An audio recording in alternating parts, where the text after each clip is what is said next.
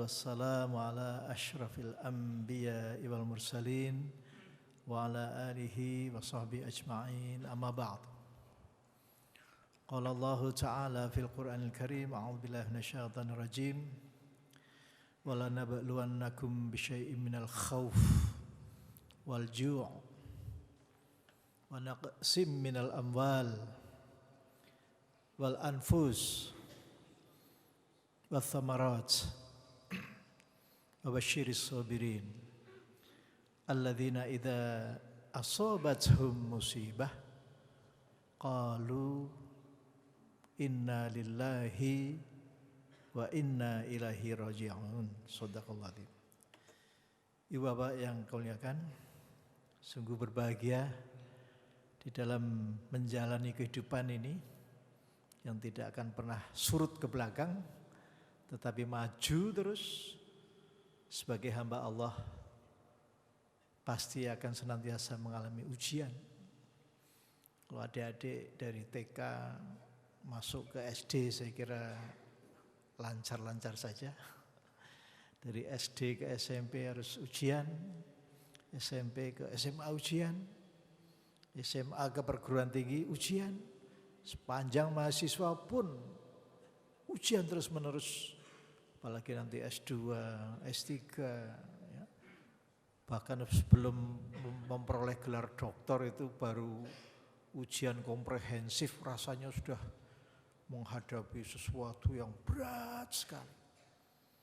Bapak Ibu yang muliakan, yang sering kita lupa bahwa Allah sudah menyediakan fasilitas yang dalam bentuk substrat biologis untuk berlaku sabar.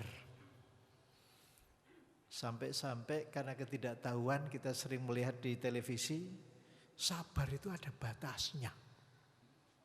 Nah, inilah Bapak Ibu yang membedakan ya pengetahuan yang diraih oleh otak manusia dengan petunjuk Allah.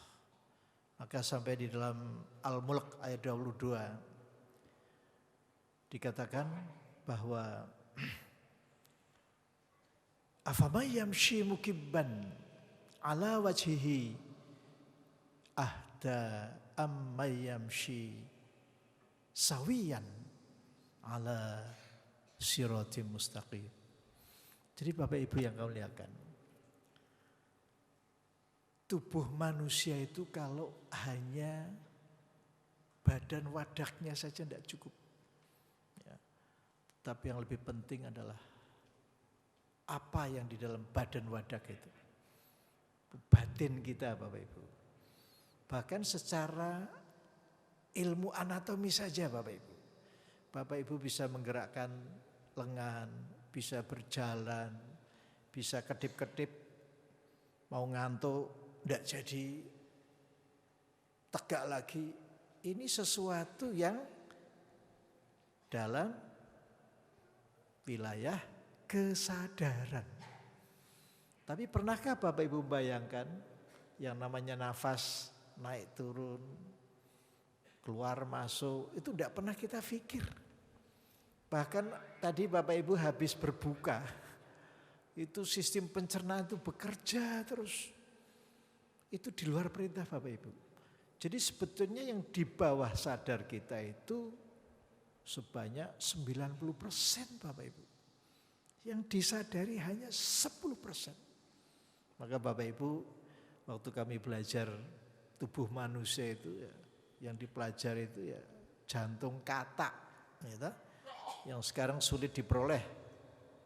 Dulu gampang sekali cari katak, kemudian kita lumpuhkan Bapak Ibu, tidak perlu dibius, selama dia sudah tidak lagi merasa sakit, nyeri, maka kita ambil jantungnya. Nah, jantung ini Bapak Ibu kalau dibiarkan itu larinya kencang. Ya, kira-kira 120 kali per menit Bapak Ibu. Ya, maka Bapak Ibu, Tuhan memberikan rem. Ya, mengapa Bapak Ibu ketika emosi diminta sabar, gitu. Kalau berdiri duduklah. Kalau duduk masih marah, berbaring. Nah, ini artinya apa Bapak Ibu? Di dalam tubuh kita ini ada fasilitas yang menjadikan orang itu cool, sabar, tidak mudah emosi, tidak mudah sumbu pendek. Nah ini Bapak Ibu, inilah perlunya kita memahami. Kalau Bapak Ibu paham betul tuh mesin kendaraan bermotor, gitu, apalagi yang di pabrik-pabrik. Tapi apakah Bapak Ibu kenal mesin tubuh itu? Nah maka Bapak Ibu penting Bapak Ibu memahami bahwa jantung kita, apalagi adik-adik yang masih remaja itu bangun tidur tuh detak jantungnya bisa sampai 130. Ya, mengapa adik-adik ini gampang sekali disulut, ya, emosinya.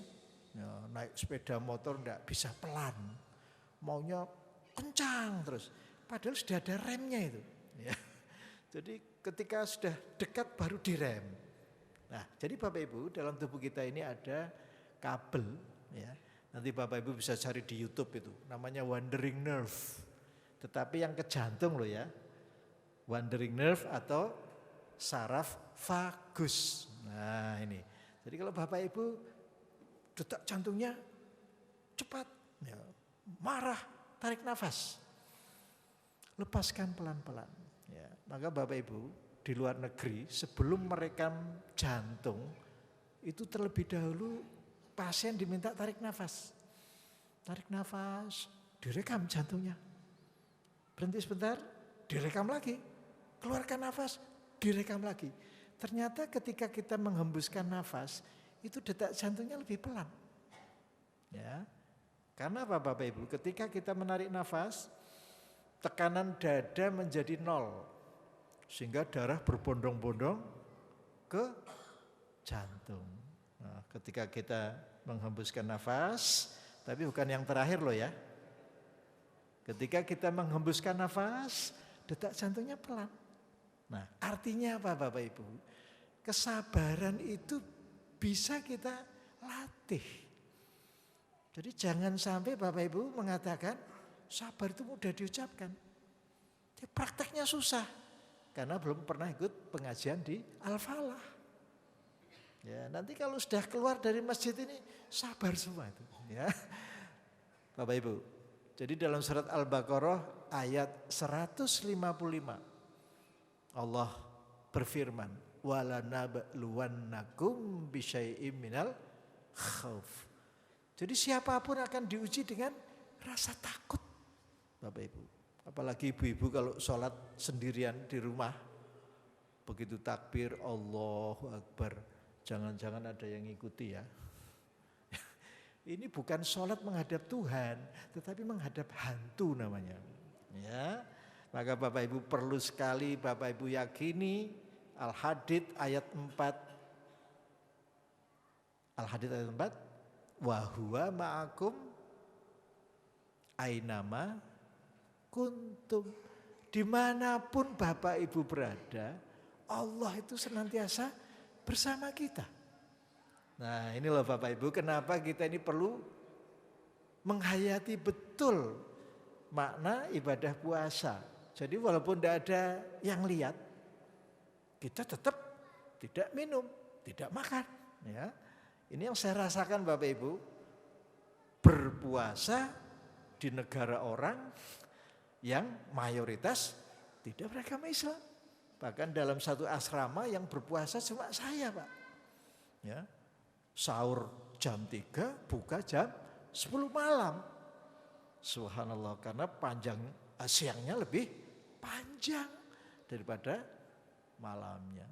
Masuk kamar dalam keadaan haus. Ya, Bapak Ibu, mengapa baca doa kita? Zahabat dzama'u. Ya, wa batallatil uruq. Ya, mengenai pahala agak direm sedikit karena mungkin banyak loh ya. Pahala kita ini dikurangi karena hal-hal yang mengganggu pahala kita itu, ya. Jadi sekali lagi Bapak Ibu, kenapa orang yang bertakwa itu harus mengimani pada hal-hal yang tidak dapat kita lihat secara kasat mata, ya. Jadi Bapak Ibu, dunia kedokteran itu sekarang tidak hanya mengandalkan mikroskop, tetapi justru sudah sampai ke biomolekuler. Jadi kalau orang sabar Bapak Ibu, struktur tubuh itu menjadi tertata rapi Bapak Ibu. Kenapa Bapak Ibu? Sejak lahir, Bapak Ibu tolong dicatat surat An-Nahl ayat 78. Wallahu akhrajakum min butuni ummahatikum la ta'lamuna syai'a wa ja'alakumus sam'a wal absara wal afidah la'alakum tashkurun. Tanpa Bapak Ibu sadari, kelahiran bayi ini sensitif sekali. Minta maaf Bapak Ibu. Kelahiran bayi ini sudah membawa 3 atribut. Yang pertama, kesehatan. Makanya tadi adik kita mengumumkan nikmat sehat, gitu.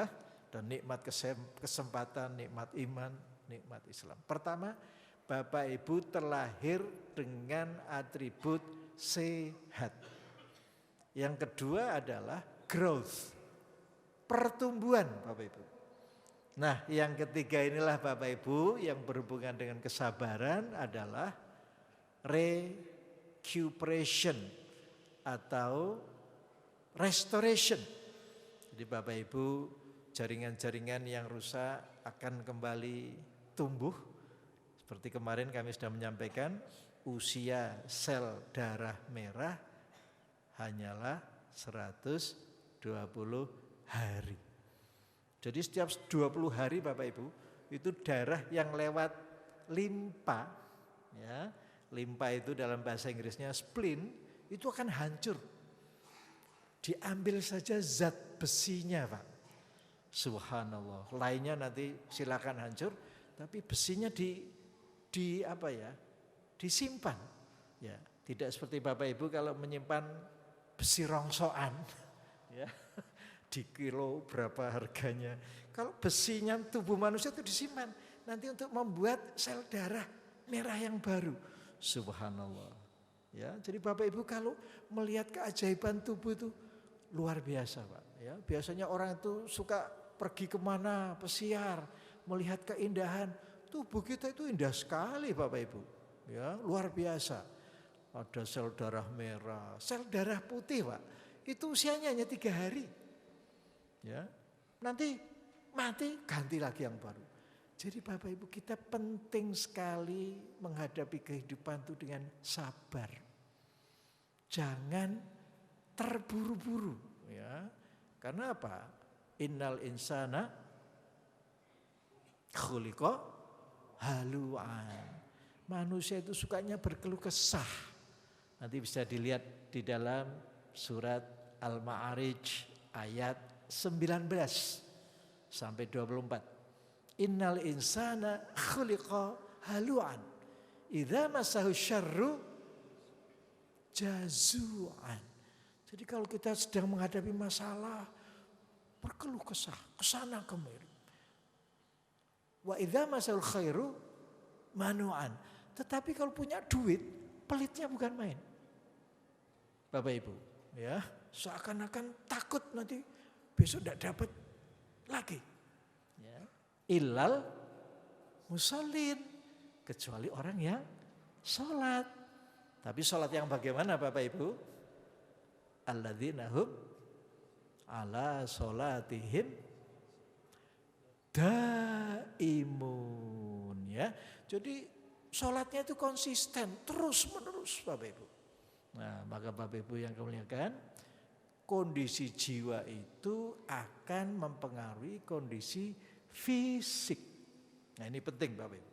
Ya, kalau kita itu tidak sabaran Bapak Ibu, darah ini gampang sekali menggumpal. Bapak Ibu, ya. Apalagi ini kita gagal menjadi tuan rumah sepak bola, gitu. Loh, adik-adik yang kecil-kecil kok dikomentari. Ini tidak benar, Pak. Tidak ada yang komentar positif, gitu. Wah, sedih, sudah mempersiapkan 4 tahun, kok akhirnya tidak jadi. Loh, apa kita tidak kenal? Fihi khairun insya Allah. Kita tidak kenal asa antakrohu syai'a wa huwa khairul lakum. Bapak Ibu ya, gelo itu sangat berbahaya Bapak Ibu. Apalagi ibu-ibu itu gampang sekali terkena pengeroposan tulang. Itu pemicunya karena gelo. Ya, maka ibu-ibu kalau di pasar jangan kelamaan tawar-menawar itu. Sampai di rumah itu mestinya masih bisa ditawar itu. Ini yang menyebabkan keropos tulang Bapak Ibu. Ya, mengapa ada surat Al-Hadid besi? Ma asoba min musibah.